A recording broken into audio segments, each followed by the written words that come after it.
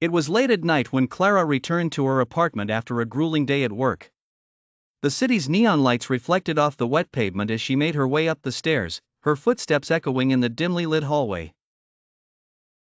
As she fumbled with her keys, trying to unlock the door, an unsettling feeling prickled the back of her neck.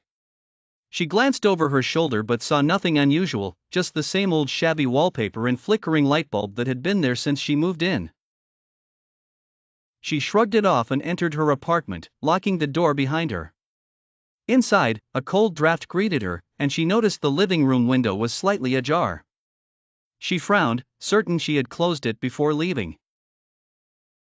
Clara shut the window firmly and drew the curtains, trying to shake off the growing sense of unease. She went to the bathroom to freshen up, splashing cold water on her face.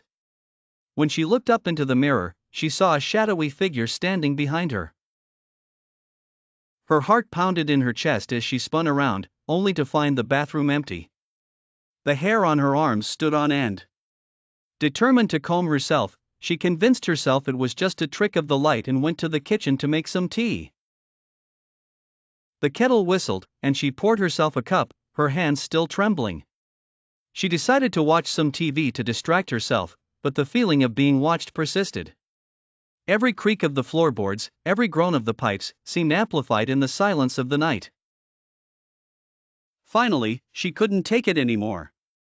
She grabbed her phone and called her best friend, Hannah. "Hey, are you okay? You sound freaked out," Hannah asked, concern evident in her voice.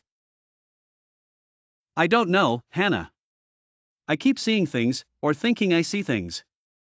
There's this shadow that keeps appearing in the mirror," Clara confessed. "Get out of there, Clara.